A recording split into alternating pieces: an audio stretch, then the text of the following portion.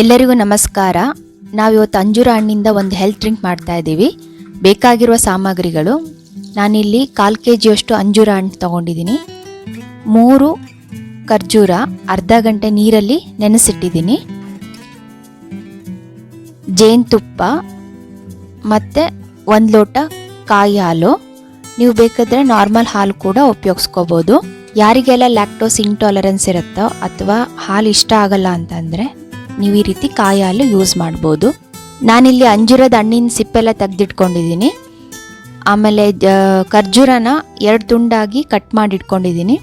ಇದನ್ನ ಇವಾಗ ಒಂದು ಜ್ಯೂಸರ್ ಜಾರಲ್ಲಿ ಹಾಕಿಬಿಟ್ಟು 2 ದೊಡ್ಡ ಚಮಚ ಜೇನುತುಪ್ಪ, 1 ಲೋಟ ಕಾಯಿ ಹಾಲು ಹಾಕಿಬಿಟ್ಟು ನುಣ್ಣಗೆ ರುಬ್ಕೊತೀನಿ.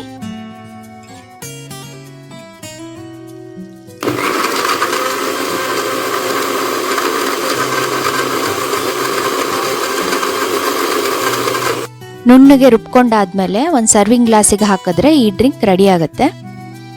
ಯಾರಿಗಾದರೂ ಹುಷಾರಿಲ್ದಂಗಿದ್ದು ಅವ್ರಿಗೇನಾದರೂ ಕಾಯಿಲೆ ಬಂದು ಅದರಿಂದ ಗುಣಮುಖ ಆದಮೇಲೆ ಅವ್ರಿಗೇನಾದರೂ ನಿಶಕ್ತಿ, ಆಯಾಸ, ಸುಸ್ತು ಅಂತ ಅನಿಸ್ತಾ ಇದ್ದರೆ ಅವ್ರಿಗೆ ಈ ರೀತಿ ಡ್ರಿಂಕ್ ಮಾಡಿಕೊಡಿ.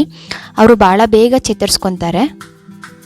ಈ ಡ್ರಿಂಕ್ನ ಸರ್ವ್ ಮಾಡೋಕ್ಕಿಂತ ಮುಂಚೆ ನಾನು ಗಸಗಸೆಯಿಂದ ಅಲಂಕಾರ ಮಾಡ್ತಾ ಇದ್ದೀನಿ. ಇದು ಗಸಗಸೆ ಗಾರ್ನಿಷಿಗೋಸ್ಕರ ಅಷ್ಟೇ. ಇದು ನೋಡೋಕೆ ಎಷ್ಟು ಸುಲಭವಾಗಿದೆನೋ ಮಾಡೋದು ಅಷ್ಟೇ ಸುಲಭ. ಇದನ್ನು ಚಿಕ್ಕವರಿಂದ ಹಿಡಿದು ದೊಡ್ಡೋರವರೆಗೂ ಯಾರು ಬೇಕಾದರೂ ಕುಡಿಬೋದು. ತುಂಬ ಆರೋಗ್ಯಕರವಾದ ಒಂದು ಪೇಯ.